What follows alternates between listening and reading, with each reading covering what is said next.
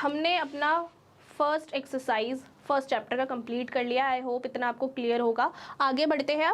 अब हम करेंगे HCF। तो हमने कर ही लिया है। HCF की फुल फॉर्म क्या थी? Highest common factor. अब हम LCM के लिए भी पढ़ेंगे क्योंकि आगे जो क्वेश्चंस होंगे वो दोनों से रिलेटेड होंगे। ठीक है, अब हमने HCF कर लिया है ऑलरेडी। अब हम कर रहे हैं LCM। LCM क्या होता है? Lowest common factor. Lowest common factor क्या होता है? लोएस्ट कॉमन फैक्टर का मतलब होता है कि किसी भी दो नंबर्स का जब हम फैक्टर्स निकालते हैं ना, तो उन दोनों के बीच में सबसे कम कॉमन फैक्टर्स, लोएस्ट कॉमन, सबसे छोटा जो होंगे वो कौन से होंगे, लोएस्ट कॉमन फैक्टर्स कैसे निकालने हैं हमें। ठीक है, LCM आपको निकालना आता ही होगा। अगर मैं कुछ एग्जांपल्स करवाऊँ LCM के, तो जैसे LCM में बेसिकली हम फैक्टर्स निकालते हैं। जैसे मैंने दो नंबर्स ले लिए 8 और 12। ठीक है, अब मैं इसका LCM निकाल रही हूँ। पहले मैंने HCF निकाल के दिखाया था, अब मैं आपको LCM निकाल के दिखा रही हूँ। LCM निकालेंगे अगर आप, तो क्या करेगा? 2 4 ज़ा 8। LCM में हमेशा जब हम किसी भी नंबर से डिवाइड करते हैं ना, तो वो एक प्राइम नंबर होता है। ये ध्यान रखिएगा, आप किसी भी एक नंबर को प्राइम नंबर से ही डिवाइड करें। ठीक है, ये एक इम्पॉर्टेंट पॉइंट है। 2 4 ज़ा, देखिए 2 जो है वो क्या है? एक प्राइम नंबर है ना। अब जैसे मुझे यहाँ पे 4 दिख रहा है, अब आप इसे 4 से डिवाइड नहीं कर सकते क्योंकि 4 एक प्राइम नंबर नहीं है। आपको सबसे जो लोएस्ट प्राइम नंबर होंगे उन्हीं को आपको यूज़ करना है। ठीक है, तो यहाँ पे किससे होगा ये? 2 4 ज़ा 8, फिर ये 2 से ही जाएगा। 2 2 ज़ा 1। तो आपके पास जो वो आ गए फैक्टर्स आ गए इसके, 8 के फैक्टर्स क्या आ गए? 2 × 2 × 2। ये आपके पास 8 के फैक्टर्स आ गए। ठीक है, अब मैं 12 का निकालूँ अगर, तो 12 से भी 2 से कटेगा। 2 6 ज़ा 2, 3 ज़ा एंड 3 1। तो कौन से आ जाएंगे इनके फैक्टर्स? कौन से हो जाएंगे? 12 के फैक्टर्स आ गए आपके पास 2 × 2 × 3। ये आ गए आपके 12 के फैक्टर्स। अब इसमें आपको निकालना है LCM। LCM कैसे निकालना है? देखिए, ध्यान से देखिएगा। जो नंबर पेयर्स में दिख जाए आपको कि ये तो सिमिलर है, कॉमन है, कॉमन दिख जाए आपको, जैसे मेरे को 2 और 2 कॉमन दिख गया, तो मैं LCM कैसे लिखूंगी? इन दोनों का एक लिख लूँगी। इन दोनों 2 का मतलब ये जो दो 2 है ना, ऐसा समझिए कि ये दो 2 मिलकर ना एक पेयर बनाते हैं, तो मैं एक 2 लिखूंगी यहाँ पे, सिर्फ एक 2। ठीक है, अब दोबारा देखते हैं आगे। तो आगे दोबारा देखिए 2 है, यहाँ पे भी 2 है, तो मुझे दोबारा से एक और पेयर मिल गया। तो एक और पेयर मिला तो मैं क्या करूँगी? सिर्फ एक ही लिखूंगी उसका। जब आपके दो मतलब कि दो नंबर्स का पेयर मिल जाए ना, तो आपको वही एक ही नंबर लिखना है उसमें से, आपको दो नंबर्स नहीं लिखने वो। ठीक है, तो आपको दो पेयर्स मिल गए यहाँ पे। एक तो 2 2 का ये वाला पेयर मिला, जहाँ पे मैंने जिसके लिए एक 2 यूज़ किया है। दूसरा मेरे को पेयर मिला ये वाला 2 और ये वाला 2 का, तो मैंने उसके लिए भी कौन सा एक ही 2 यूज़ किया है। ठीक है, आगे देखिए, आगे ये 2 खाली रह गया और ये 3 खाली रह गया, इसका तो पेयर नहीं बन रहा। तो अब आपको जो नंबर्स विदाउट पेयर, विदाउट ऐसे नंबर्स दिख रहे हैं जो रैंडम है, जो पेयर्स में नहीं है, उनको ऐसे ही लिख देना है। मतलब ये 2 यहाँ पे था मैंने लिख दिया और 3 यहाँ पे था मैंने लिख दिया, बस खत्म। ये आपका LCM आ गया। अगर आप इसे इंटू करके देखेंगे तो आपके पास क्या आ जाएगा? 2 2 ज़ा 4, 4 2 ज़ा 8 एंड 3 8 ज़ा 24। तो आपके पास LCM आ गया 8 और 12 का। क्या LCM आया आपके पास? 24। ठीक है, ये तो बहुत ही बेसिक सी चीज़ थी जो मैंने आपको LCM में समझाई कि LCM क्या होता है। आगे बढ़ते हैं। अब आपको बेसिकली HCF समझ आ गया, LCM समझ आ गया, अब बहुत मज़ा आएगा चैप्टर में, बहुत अच्छा है। आगे देखिए, प्राइम फैक्टराइजेशन मेथड है, ये भी बहुत इंपॉर्टेंट है समझना। इसमें क्या होता है कि आपको LCM और HCF का जो मल्टीप्लिकेशन होता है ना, वो इक्वल होता है प्रोडक्ट ऑफ 2 नंबर्स। मतलब कि दो नंबरों के प्रोडक्ट के इक्वल होता है LCM और HCF का मल्टीप्लिकेशन। कैसे? जैसे मैंने अभी जो एग्जांपल लिया था, दैट वाज 8 एंड 12, है ना। तो 8 और 12 क्या थे? आपके पास नंबर्स थे। ठीक है, जिसके फैक्टर, जिसका LCM क्या आया था? 24 आया था। अभी आपको याद होगा LCM तो 24 आया था। ठीक है, देखिए ये वाला मैंने फिर से लिख लिया है जिससे आपको और क्लियरली समझ आ जाएगा। मैंने यहाँ पे फिर से लिख लिया है इसके जो फैक्टर्स है। फैक्टर्स कौन कौन से थे? 2 2 2 और 12 के फैक्टर्स कौन से थे? 2 2 एंड 3। LCM क्या बताया था मैंने आपको? LCM जो थे ये पेयर्स होंगे, उन पेयर्स में से एक नंबर ले लेना आपको सिर्फ, और ये वाला भी एक और पेयर बन गया, एक और आपको कॉमन मिल गया। तो इसमें से दो, आपके पास दो नंबर है, दो नंबरों का एक पेयर बना, तो आपके पास क्या आ जाएगा, सिर्फ एक 2। ठीक है, ऐसे ही आपके पास क्या आ जाएगा, ये वाला 2 और ये वाला 2 क्या रह गया, खाली। तो इसको एज इट इज़ लिख लेना है, इसका तो कोई पेयर ही नहीं बन रहा, तो आपको एज इट इज़ ये 2 और ये 3 उठा के यहाँ पे लिख देना है। ठीक है, मल्टीप्लाई करोगे इसे अगर आप, 2 2 = 4, 4 2 = 8 एंड 3 8 = 24। तो 24 आपके पास क्या आ गया, इन दोनों नंबरों का एलसीएम आ गया 24 आपके पास। ठीक है, एचसीएफ क्या होगा अब आपके पास, एचसीएफ क्या है, जो आपके पास देखो 2 कॉमन निकल रहे हैं ना आपके पास, जो 2 ही है, तो 2 ही है, तो आपके पास 2 आ गए 2। कैसे, जैसे आपके पास हाईएस्ट कॉमन फैक्टर है ना, तो हाईएस्ट कॉमन फैक्टर 2 ही है। अगर यहाँ पे 2 और 3 निकलते, जैसे समझ लीजिए यहाँ पे 3, यहाँ पे भी एक और 3 होता, ऐसे समझ लेते हैं कि अज्यूम कर रहे हैं कि यहाँ पे एक और 3 होता, तो क्या होता, फिर 3 निकल जाता है इसका एचसीएफ क्या निकलता, 3 निकलता, क्योंकि हमें हाईएस्ट निकालना है ना। यहाँ पे तो सिर्फ 2 ही है, और 2 क्या है, 2 बार है, 2 पेयर्स पे है, इसलिए हम इसमें 2 × 2 कर रहे हैं, और 2 × 2 करके क्या आ जाएगा आपके पास 4। ठीक है, ये आपका एचसीएफ आ गया इन दोनों नंबरों का। हमने एलसीएम निकाल लिया, एचसीएफ निकाल लिया, अब इसमें पुट करते हैं, इस मेथड में पुट करके निकालते हैं एलसीएम और एचसीएफ। एलसीएम और एचसीएफ क्या था इन दोनों नंबर्स का, एलसीएम क्या निकाला अभी हमने 24, एलसीएम क्या निकाला 24, एचसीएफ क्या निकाला अभी 4। प्रोडक्ट ऑफ 2 नंबर्स, तो 2 नंबर्स कौन कौन से थे हमारे पास, एक 8 था और एक क्या था 12। तो करो इसे मल्टीप्लाई, क्या आएगा, 4 4 = 16, 1 कैरी, 4 2 = 8 एंड 96। इसको करोगे तो आपके पास 12 8 क्या होता है 96। तो ऑफकोर्स ये सेटिस्फाई कर रहा है ना, मतलब कि आपको इसी तरह से इस मेथड का यूज़ करना है। ठीक है, आगे बढ़ते हैं। आपको समझ आ गया है कि एलसीएम क्या होता है और एचसीएफ क्या होता है, ये तो कर ही लिया है, प्राइम फैक्टराइजेशन मेथड कर लिया है। एक्सरसाइज पे बढ़ते हैं आगे, एक्सरसाइज के क्वेश्चंस करेंगे। ठीक है, देखिए फर्स्ट क्वेश्चन क्या है, express each number as a product of its prime factors. तो आपको प्राइम फैक्टर्स निकालने हैं। प्राइम नंबर्स आपको मैंने बता दिया था क्या होते हैं, जो सिर्फ अपने आप से कटे और 1 से कटे। तो आपको क्या निकालना है, प्राइम फैक्टर्स निकालने हैं इन नंबर्स के। तो जैसे आप इसका निकालेंगे, सबसे पहला ही है, इसका अगर निकालें हम, तो इसका निकालेंगे तो क्या होगा, ऐसे निकालते हैं 140, फैक्टर निकालिए। सबसे लोएस्ट प्राइम फैक्टर से स्टार्ट करना है। मैंने आपको अभी बताया था कि एलसीएम निकालने के लिए आपको सबसे लोएस्ट प्राइम फैक्टर का यूज़ करना है।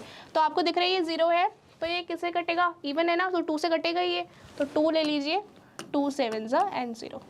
आगे अगेन ये 0 है, 2 से कटेगा अभी भी, क्या आ जाएगा 35। अब ये 5 आ गया, अब 3 से कटेगा नहीं, 2 से कटेगा नहीं, तो इसके बाद कौन सा प्राइम नंबर आता है 5 से कटेगा डायरेक्ट, 5 7 = 35, 7 तो खुद ही एक प्राइम नंबर है। तो आपके पास इसके फैक्टर्स आ गए, 140 के फैक्टर्स कौन कौन से आ गए, 2 2 5 7। ठीक है, 2 2 5 7 इसके फैक्टर्स आ गए। बस ये आपके आगे देखो, ये सारे ही आपके प्राइम नंबर है ना। आपको क्वेश्चन में क्या बोला गया है, आपको प्रोडक्ट दिखाना है प्राइम फैक्टर्स का, तो आपने प्रोडक्ट दिखा दिया, प्राइम फैक्टर्स का प्रोडक्ट दिखा दिया, बस दैट्स इट, और कुछ नहीं करना। एक और क्वेश्चन कर लेते, वाला करवा देती हूँ, थर्ड। बाकी आप खुद करेंगे क्योंकि ये बहुत ही इजी है समझना और आप खुद कर सकते हो। ठीक है, सबसे पहले तो ये 5 दिख रहा है। अच्छा, आपको 3 का डिविजिबिलिटी रूल तो पता होगा, है ना। 3 के टेबल में यूनिट डिजिट 5 आती है ना, 3 के टेबल में जो नंबर्स आते हैं उसमें यूनिट डिजिट में 5 आता है, तो हो सकता है कि ये नंबर 3 से कटता हो। मैंने आपको यही समझाया ना कि एलसीएम में सबसे छोटे नंबर से, छोटे प्राइम नंबर से आपको काटना है, नंबर्स को डिवाइड करना है। ठीक है, तो आप कैसे करेंगे, 3 का एक बार देख लेते हैं क्या करना होता है। 3 का डिविजिबिलिटी रूल क्या होता है, इन सारे नंबर्स का प्लस करना। प्लस करके देख लीजिए, 3 8 11, 11 2 13, 13 एंड 5 इज 18। तो 18 मतलब कि 3 से ये डिविजिबल है, तो हम 3 से कर देते हैं ऐसे डिवाइड। 3 1 = 3, 3 2 = 6 एंड उसके बाद क्या बचा 22, 3 7 = 21 एंड 15, 3 5 = 50। कट गया ना 3 से पूरा। ठीक है, आगे दोबारा से ये 5 आ रहा है, दोबारा एक बार 3 से कर लेते हैं जल्दी से। 3 से करने की कोशिश करते हैं, मतलब इन सारे नंबर्स को प्लस करके देखते हैं कि ये 3 के टेबल में आ रहे हैं या नहीं आ रहे हैं। देखो 2 और 1 3, 3 और 7 10, 10 और 5 15, तो इसका मतलब कि ये 3 के टेबल से कट सकता है, तो हम 3 लेंगे। 3 4 ज़ा 12, 3 2 ज़ा 6 एंड 3 5 ज़ा 15। आगे फिर से 5 आ रहा है यूनिट डिजिट में, फिर क्या करेंगे, ऐड करेंगे सारे नंबर्स को, देखेंगे 3 के टेबल में आ रहे हैं या नहीं आ रहा, तो करते देखते हैं। 4 और 5 9, 9 एंड 2 11, तो नहीं आएगा, तो इसका मतलब ये सीधा सीधा 5 से कटेगा। 5 8 ज़ा 40, बचा 25, 5 5 ज़ा 25, अगेन ये 5 से कटेगा। 5 1 ज़ा 5, 35 बचा, 5 7 ज़ा 35, 17 तो खुद एक प्राइम नंबर है, तो इसके प्राइम फैक्टर्स क्या आ गए, 3 8 2 5 के प्राइम फैक्टर्स आ गए आपके पास 3 इंटू 5 इंटू 17, ये सारे आपके प्राइम फैक्टर्स आ गए। ठीक है, ये तो बहुत इजी क्वेश्चन था समझना आपके लिए। ठीक है, ये जो सेकेंड पार्ट है, fourth part and fifth part है, ये आप खुद प्रैक्टिस करेंगे घर पे, क्योंकि ये बहुत ही इजी क्वेश्चंस हैं। ठीक है, आगे बढ़ते हैं। Find the LCM and LCF of the following pairs of integers and verify that LCM multiply HCF is equal to product of the two numbers. तो आपको जो मैंने अभी प्राइम फैक्टराइजेशन मेथड करवाया ना, वो आपको वेरीफाई करना है इस क्वेश्चन में। तो सबसे पहले तो आप ये फर्स्ट पार्ट ले लीजिए। तो सबसे पहले आपको तो एलसीएम और एचसीएफ ही निकालना है। तो एलसीएम और एचसीएफ निकालने के लिए करना क्या है, पहले फैक्टर्स निकालने हैं। सबसे पहला काम है फैक्टर्स निकालना। फैक्टर्स निकालेंगे, ये तो 13 तक ही जाएगा बस। तो इसके फैक्टर्स हो गए 26 के, क्या फैक्टर्स हो गए 2 और 13। ठीक है, 19 के फैक्टर्स निकालो। 91 है, सॉरी 91 के फैक्टर्स निकालोगे। 91 किससे कटेगा, देखो 2 से कट नहीं सकता, ऑड है। 3 से करके देख लो, 3 से करने का क्या रूल है, डिविजिबिलिटी रूल। 9 और 1 को ऐड करोगे क्या आएगा 10, 3 से कटेगा नहीं क्योंकि 3 के टेबल में 10 आता नहीं है। 4 से कटेगा नहीं, 6 से नहीं, 5 से कटेगा नहीं। ठीक है, 7 से कट सकता है, ये 6 से भी नहीं कटेगा, आप देख लो 7 से कटेगा। 7 से कैसे कटेगा, 7 1 ज़ा 7 एंड बचा 2 21, 7 3 ज़ा 21, तो ये आपके पास आ जाएगा 13। तो इसका फैक्टर्स कौन से निकल गए आपके, 91 के फैक्टर्स निकल गए आपके पास 7 और 13। ठीक है, अब इसमें देख लीजिए आपकी कॉमन कौन कौन से है। अब आपको क्या निकालना है, एक तो एलसीएम निकालना है और एक एचसीएफ निकालना है। एलसीएम कैसे निकालना है, एलसीएम निकालने का तरीका मैंने आपको बताया। कॉमन देख लीजिए, कॉमन फैक्टर्स कौन से हैं दोनों में, कौन से पेयर्स बना रहे हैं। अगर जो भी पेयर्स बना रहे हैं उसमें से एक नंबर आप लिख दीजिए बाहर, 13 आ गया। ठीक है, ऐसे ही आप क्या करेंगे, और बाकी जो नंबर्स रह गए हैं उनको एज इट इज़ लिख दीजिए। ठीक है, ये एलसीएम आ गया आपका। एचसीएफ क्या आएगा आपके पास, सिर्फ 13 ही तो है कॉमन, तो सिर्फ 13 ही आएगा एचसीएफ। सिर्फ 13 ही है तो सिर्फ 13 ही आपका एचसीएफ आएगा, क्योंकि आपका हाईएस्ट कॉमन फैक्टर जो हो गया वो 13 ही हो गया आपके पास, सिर्फ 13। ठीक है, तो आपके पास एचसीएफ आ गया, आपके पास एलसीएम आ गया। आपको सेटिस्फाई करना है, क्या सेटिस्फाई करना है, एलसीएम इनटू में एचसीएफ, मतलब कि आपको प्राइम फैक्टराइजेशन मेथड यूज़ करके शो करना है कि ये सेटिस्फाई करना है कि ये सही आया है या नहीं। LCM into HCF into is equal to product of two numbers, यही होता है ना। देखो एलसीएम क्या है आपके पास, 13 इंटू 20, एलसीएम आया आपके पास 13 इंटू 2 इंटू 7, और एचसीएफ क्या है आपके पास 13, और दो नंबर्स कितने थे आपके पास 26 और 91। ठीक है, ये आपके पास नंबर्स थे। अब आप इसे खुद करिए देख लो। 13 इंटू 2 क्या होता है 26 होता है ना, और 7 इंटू में 13, 13 7 सा होता है आपके 91, तो ऑब्वियसली सेटिस्फाई कर ही रहे हैं। बाकी आप चाहो तो आप इसे मल्टीप्लाई करके भी नेक्स्ट स्टेप में दिखा सकते हो, बाकी ऐसे छोड़ना है तो आपको ऐसे भी छोड़ सकते हो। ठीक है, क्योंकि हमने सेटिस्फाई कर दिया ना यहाँ पे कि ये दोनों सही है, ये दोनों भाई प्रूवन कर रहे हैं इस उसको प्रोडक्ट ऑफ टू नंबर्स जो है वो एलसीएम और एचसीएफ के इक्वल आ रहा है। ठीक है, तो ये सेटिस्फाई कर रहा है। नेक्स्ट चलते हैं, नेक्स्ट क्वेश्चन,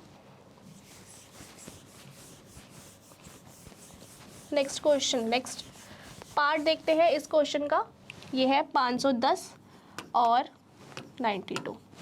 इनके फैक्टर्स निकाल लेना। सबसे पहला काम है फैक्टर्स निकालना। निकालो, 5 से जा सकता है, ये 3 से भी जाएगा, क्योंकि देखो 3 से कैसे जाएगा, 5 और 1 6, 6 और 0 60, 60 या 6, ठीक है। तो क्या होगा, ये 3 से जाएगा ही ना, 3 से काटिए आप से, 3 1 जा 3 बचा 21, 3 7 जा 0। क्या ये 3 से जाएगा, 7 और 1 8 होता है, नहीं जाएगा ये 3 से। अब ये जाएगा सीधे सीधा 5 से, 5 3 जा 15 बचा 20, 5 4 जा 20। 2 से कटेगा, 2 1 जा 2, 2 7 जा, और 17 तो खुद ही एक प्राइम नंबर है, तो इसके फैक्टर्स क्या निकल जाएंगे आपके पास, 3 × 5 × 2 × 17। 92 का निकालेंगे, 510 के फैक्टर्स निकले। 92 का निकालो, 2 से करेंगे, 2 4 जा 8, 2 6 जा 12, 2 2 जा 2 3 जा 23 एक प्राइम नंबर है, ठीक है। 23 एक प्राइम नंबर है, ये किसी से नहीं कटता, तो आपके पास इसके फैक्टर्स कौन से निकल जाएंगे, 2 × 2 × 23, ये आपके इसके फैक्टर्स निकल जाएंगे। अब इसके फैक्टर्स निकल गए, आपके पास ये 92 के फैक्टर्स आ गए। अब आपको क्या देखना है, एलसीएम निकालने के लिए, एलसीएम और एचसीएफ। एलसीएम क्या आएगा, कॉमन फैक्टर्स निकालने हैं, तो कॉमन फैक्टर्स मुझे यहाँ दिख रहे हैं 2, सिर्फ ये 2 ही कॉमन आ रहा है, सिर्फ एक 2 ही कॉमन आ रहा है, तो एक 2 जो पेयर बना है उसमें से हमें सिर्फ एक 2 लिखना है, और बाकी सारे एज इट इज़ लिख देने हैं। 3 5 × 3 × 5 × 17 इंटू यहाँ पे क्या है, एक और 2 है, 2 × 23, ठीक है। ये आपने लिख दिया है यहाँ पे, ये आपका हो गया एलसीएम आ गया ये पूरा। एचसीएफ क्या आएगा, एचसीएफ भी वही रहेगा, क्योंकि एक ही यहाँ पे कॉमन फैक्टर दिख रहा है हमें, तो एक ही कॉमन फैक्टर दिख रहा है, तो आपके पास एचसीएफ सिर्फ क्या आ जाएगा, 2 ही आ जाएगा, क्योंकि और तो है ही नहीं कुछ। तो क्या हाईएस्ट क्या लोएस्ट, आपके पास सिर्फ 2 ही जो है वो उसका एचसीएफ हो गया, ठीक है। ये आपको समझ आ गया कि एलसीएम निकाल लिया और एचसीएफ निकाल लिया। अब क्या करना है आपको, इनको सेटिस्फाई करना है इस क्वेश्चन के अकॉर्डिंग। तो देखिए क्या होता है, प्राइम फैक्टराइजेशन मेथड क्या होता है, LCM into HCF is equal to दोनों नंबर्स का मल्टीप्लाई। तो दोनों नंबर्स कौन से थे, 510 एंड 92, ठीक है। अब देखो एलसीएम क्या है हमारे पास, 2 × 3 × 5 × 17 × 2 × 23, ठीक है। 23 × एचसीएफ, एचसीएफ क्या है आपके पास 2, और ये आ गया 510 एंड 92, ठीक है। सो देखिए ये आप कर सकते हैं, 2 3 जा 6, 6 और 5 को इंटू करेंगे, क्या आएगा आपके पास 30 आ जाएगा आपके पास, 6 5 जा 30। देन आप इन दोनों नंबर्स को कर लेंगे, तो 2 17, 17 2 सा क्या होता है 34, ठीक है। आगे करेंगे 23 × 2, ये आपके पास आ जाएगा 36। अब इन तीनों का मल्टीप्लाई करेंगे तो आपके पास आ जाएगा 46920, ठीक है। ऐसे ही जब आप इन दोनों नंबर्स का मल्टीप्लाई करेंगे तो आपके पास भी सेम नंबर आएगा 46920। आप खुद करके देख सकते हैं इसे। और ये दोनों ही नंबर अगर इक्वल आ रहे हैं, LHS एंड RHS इक्वल आ रहा है, तो इसका मतलब कि ये प्राइम फैक्टराइजेशन को सेटिस्फाई कर रहा है, ठीक है। आगे बढ़ते हैं, थर्ड वाला आप खुद कर सकते हैं ना, अब तो आपको समझ आ गया, अब आप खुद कर सकते हैं इस क्वेश्चन को। आगे बढ़ते हैं, थर्ड क्वेश्चन क्या कह रहा है, find the LCM and HCF of the following integers by applying the prime factorization method. तो आपको अब इसमें प्राइम फैक्टराइजेशन से एलसीएम और एचसीएफ को निकालना है, ठीक है। तो अब आप क्या करेंगे, इसमें सबसे पहले वही आपका स्टेप क्या है, सबसे पहले आपको क्या निकालना है, आपको इसमें फैक्टर्स निकालने हैं सारे नंबर्स के। तो फैक्टर्स निकालेंगे आप, अगर आप फैक्टर्स निकाल लीजिए जल्दी से। 6 3 तो 12 का फैक्टर हो जाएगा आपके पास 2 × 3 × 3, ठीक है। उसके बाद 15 का फैक्टर निकालेंगे अगर आप, तो आप इसे क्या करेंगे, 3 5 जा 15 कर सकते हैं और 5 1 जा 5। तो आपके पास 15 का फैक्टर आ जाएगा 3 × 5। थर्ड क्या है 21, 21 3 से कटता है, 3 7 जा 21 एंड 7 एक प्राइम नंबर है, तो आपके पास क्या आ जाएगा 21 के फैक्टर्स कौन से क्या आ जाएंगे 3 और 7, ठीक है। अब आपको क्या करना है, एलसीएम और एचसीएफ निकालना है ना। एलसीएम और एचसीएफ के लिए एलसीएम और एचसीएफ के लिए आपको क्या करना है, एलसीएम और एचसीएफ के लिए आपको कॉमन फैक्टर्स निकालने हैं। तो एलसीएम के लिए सबसे पहले देख लीजिए पेयर्स कौन से बन रहे हैं। तो मुझे दिख रहा है ये 3 3 3 पेयर्स बन रहे हैं। तो ये जितने भी पेयर्स बन रहे हैं उसको हम एक बार लिख लेंगे, ठीक है। अब बाकी जितने बचे हैं उनको लिख लेंगे इसके साथ, 2 3 5 एंड 7, ठीक है। ये आपका आ गया एलसीएम। ऐसे ही एचसीएफ क्या आ जाएगा, एचसीएफ आपका आ जाएगा 3, क्योंकि 3 ही इसका हाईएस्ट कॉमन फैक्टर निकल रहा है ना, और तो कुछ नहीं है। एचसीएफ आपका 3 आ जाएगा, ठीक है। बस आपको ये निकालना था। अगर आप चाहो तो इसको मल्टीप्लिकेशन करके आप यहाँ पे लिख के दिखा सकते हैं, ठीक है। आप इसे मल्टीप्लाई करके यहाँ पे लिख दीजिएगा, 3 2 6, 6 3 18, 18 एंड आपको मल्टीप्लाई करना है 5 7 35। इन दोनों को मल्टीप्लाई करके आप यहाँ पे डायरेक्ट लिख सकते हैं इसका आंसर, और एज इट इज़ भी छोड़ देंगे तो कोई दिक्कत नहीं, क्योंकि आपने एलसीएम और एचसीएफ को निकाल दिया है। आपके मेन जो काम है वो यही है कि फैक्टर्स निकालना, और फैक्टर्स निकालने के बाद एलसीएम और एचसीएफ को निकालना। बस बाकी सारे क्वेश्चंस भी आप कर लेंगे, सेम ही मेथड में चल रहे हैं, सारे फैक्टर्स निकालो, एलसीएम और एचसीएफ निकालो, बस, ठीक है। आगे बढ़ते हैं। नेक्स्ट क्वेश्चन देखिए। नेक्स्ट क्वेश्चन है given that HCF of 2 numbers, 2 numbers का एचसीएफ गिवन है आपको 9, ठीक है। आपको 2 नंबर्स दे रखे हैं। नंबर्स कौन कौन से, 306 एंड 657, और उन दोनों नंबर्स का एचसीएफ क्या है, 9 है। और एलसीएम क्या है, एलसीएम आपको निकालना है इन दोनों नंबर्स का। तो आप डायरेक्ट क्या लगाएंगे, प्राइम फैक्टराइजेशन का फॉर्मूला यूज़ करेंगे। प्रोडक्ट ऑफ 2 नंबर्स होते हैं ना, अभी मैं यहाँ पे लिख नहीं रही हूँ क्योंकि हमने कई बार लिख लिया है, तो आपको याद हो गया होगा। प्रोडक्ट ऑफ 2 नंबर्स मतलब कि 2 नंबर्स का, दोनों नंबर्स का प्रोडक्ट। तो प्रोडक्ट कर देते हैं 306 इंटू 657, ठीक है। ये आपको समझ आ गया होगा कि मैंने प्राइम फैक्टराइजेशन मेथड का ही यूज़ करके इसको ऐसे लिखा है, ठीक है। अब हम ये कह सकते हैं ना कि हम लेट कर लेते हैं एलसीएम को x, है ना। हम एलसीएम को x अज्यूम कर सकते हैं ना।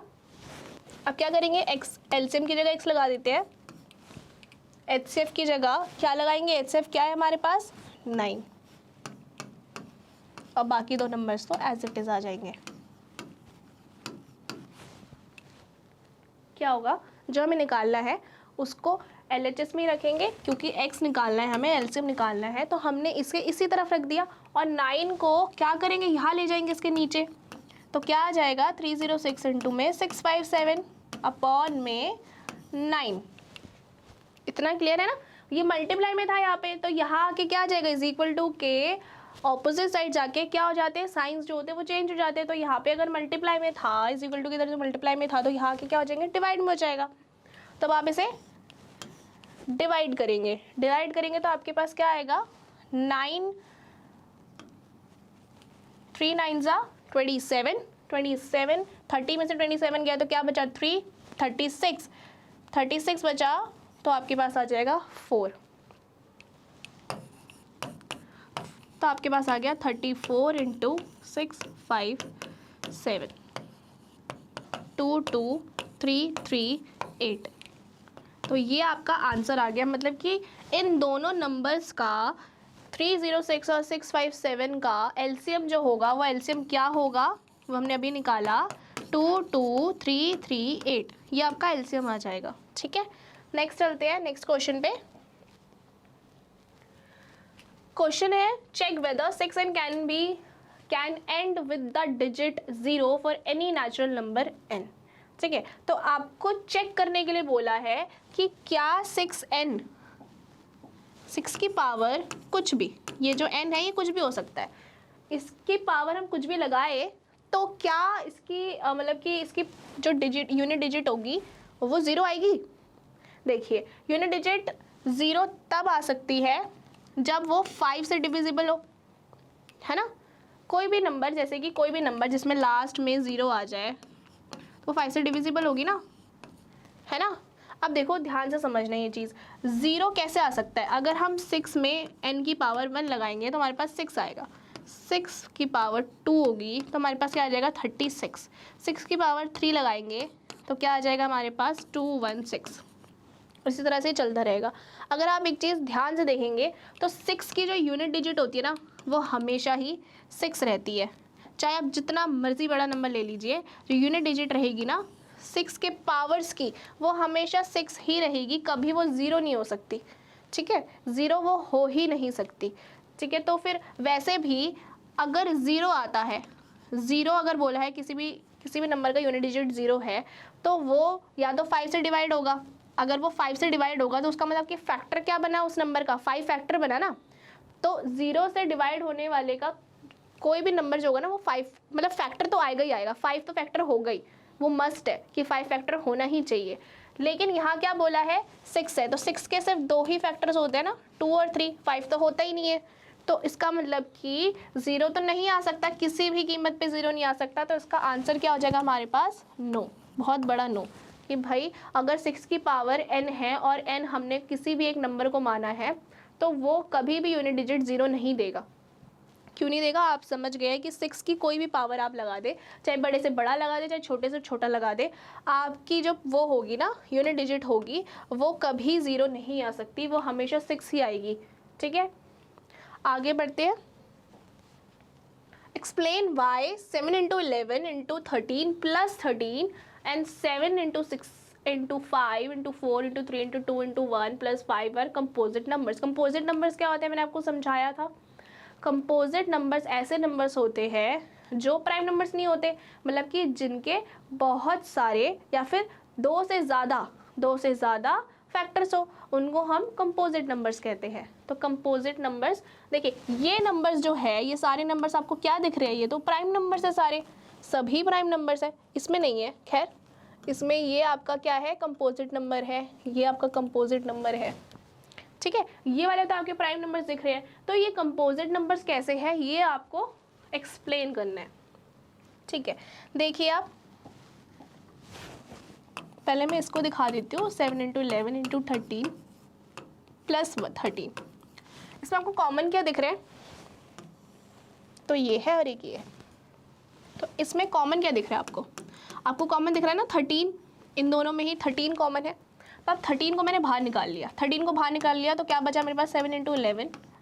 ठीक है, और प्लस ये वाला भी मैंने निकाल लिया, तो ऐसे हो गया 1।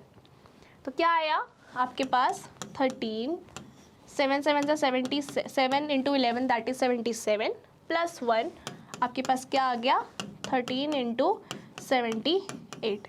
ऐसे ध्यान से देखिए, ये नंबर जो है ये 2 से डिवाइड होगा, है ना, ये तो इवन नंबर आ गया।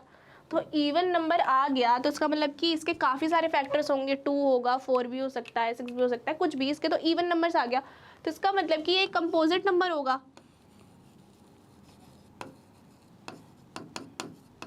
है ना, ये कंपोजिट नंबर होगा ना। 78 आ गया, इसके तो कई सारे फैक्टर्स होंगे ना, तो ये कंपोजिट नंबर को शो कर रहा है, तो ऑब्वियसली ये कंपोजिट नंबर है। अब इसमें देखिए 7 into 6 into 5 into 4 into 3 into 2 into 1 plus 5, ये है। अब ये एक पूरी आपकी सीरीज़ है और ये है, इन दोनों में कॉमन क्या दिख रहा है आपको, 5 कॉमन है ना, दोनों में 5 कॉमन है। तो हम क्या करेंगे, 5 को बाहर निकाल लेंगे। 5 को बाहर निकालते हमारे पास अंदर क्या बच जाएगा, 7 6 4 3 2 1 प्लस 1, ये बच जाएगा ना। प्लस 1 इसलिए लिया क्योंकि हमने 5 को बाहर निकाल दिया था, तो वहाँ पे प्लस 1 रह जाएगा। अब इसे ध्यान से देखिए, इसमें आपके पास ऐसे नंबर्स आ रहे हैं, देखो 6 आ रहे हैं, 4 आ रहा है। ठीक है, ये नंबर्स अगर 4 और 6 से इंटू हो रही है, सारे नंबर 4 और 6 के साथ इंटू होंगे, तो इसका मतलब इसका ये क्लियर मीनिंग है कि ये पूरा ही जो नंबर आएगा ना इनको सॉल्व करके, वो 4 और 6 से डिवाइड भी तो होगा, है ना, 4 और 6 से डिवाइड भी होगा। तो 4 और 6 से डिवाइड होगा तो क्या मतलब कि उसके कई सारे फैक्टर्स निकल गए। अब फैक्टर्स आ गए तो उसका मतलब कि ये भी एक कंपोजिट नंबर है ना, ये भी आपका एक कंपोजिट नंबर हो गया। ठीक है, बस ये एक्सप्लेन करना था कि कंपोजिट नंबर कैसे है, तो आपको यही शो करना था, दैट्स इट। आगे देखो, there is a circular path around a sports field. तो यहाँ पर आपको बताया हुआ है कि एक सर्कुलर पाथ है एक स्पोर्ट्स फील्ड में, तो एक सर्कुलर पाथ बना लेते हैं। ये एक सर्कुलर पाथ है स्पोर्ट्स फील्ड में, ठीक है। Sonia takes 18 minutes to drive one round of the field while Ravi takes 12 minutes for the same। ठीक है, तो ऐसा समझ लेते हैं, हम लिख लेते हैं। दो लोगों का बता रखा है हमें, एक तो सोनिया है और एक है रवि, ठीक है।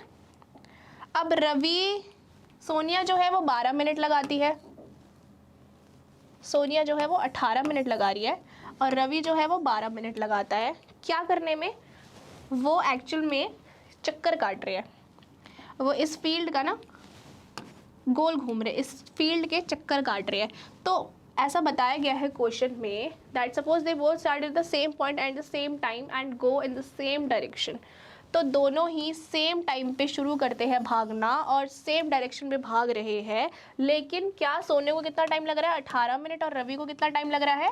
12 मिनट। दोनों को अलग अलग, मतलब सोनिया ज़्यादा टाइम लगा रही है, रवि कम टाइम लगा रहा है भागने में या फिर वॉकिंग करने में, जैसा भी है ये, ठीक है। तो आपको बताना है after how many minutes will they meet again at the starting point. तो ये स्टार्टिंग पॉइंट है ना, इस स्टार्टिंग पॉइंट में ये दोनों कब आके मिलेंगे, किस टाइम पे आगे ये मिलेंगे, ये आपको बताना है। तो कैसे बताएंगे आप? देखिए, अगर सोनिया एक राउंड, फर्स्ट राउंड जो है वो 18 मिनट में कंप्लीट करती है, 18 मिनट में वो पूरा चक्कर लगा के वापस आ जाती है स्टार्टिंग पॉइंट पे, तो दूसरा राउंड वो कब कंप्लीट करेगी? 18 × 2 36 मिनट्स में कंप्लीट करेगी ना वो दूसरे राउंड 36 मिनट पे आके यहाँ पे रुकेगी, है ना। ऐसे ही फिर अगेन वो तीसरा राउंड, जो थर्ड राउंड होगा, वो कब कितने में कंप्लीट करेगी? 54 मिनट्स में। 54 मिनट्स में वो आके यहाँ रुक जाएगी, ठीक है। ऐसे ही रवि क्या करेगा? रवि एक राउंड लगाने में 12 मिनट लगाता है, तो दूसरा राउंड में वो कितने मिनट लगाएगा? वो 24 मिनट लगाएगा, है ना। तो बच्चों वाली चीज़ है समझनी कि वो अगर एक राउंड में 12 मिनट लगाता है तो दूसरे राउंड में कितने मिनट लगाएगा? 24 मिनट। ऐसे ही वो थर्ड राउंड में कितने लगाएगा? थर्ड राउंड के लिए वो लगाएगा 36 मिनट्स। इससे आपको क्लियर हो गया होगा कि वो कहाँ आके मीट करेंगे दोनों? 36 मिनट्स में दे विल मीट। 36 मिनट्स इसका आंसर हो गया कि 36 मिनट्स में वो स्टार्टिंग पॉइंट में मीट करेंगे एक दूसरे से। समझ गए ना? मतलब कि वो मिलेंगे कब? जब देखो, सोनिया भी 36 मिनट में स्टार्टिंग पॉइंट पे होगी और रवि भी 36 मिनट में क्या होगा? स्टार्टिंग पॉइंट में होगा। तो इसका मतलब कि दिस इज़ द टाइम जब वो दोनों मिले, मतलब कि जब वो दोनों ही स्टार्टिंग पॉइंट से दोबारा से स्टार्ट करेंगे, ठीक है। तो ये आपका ये वाली एक्सरसाइज भी हो गई कंप्लीट, ठीक है।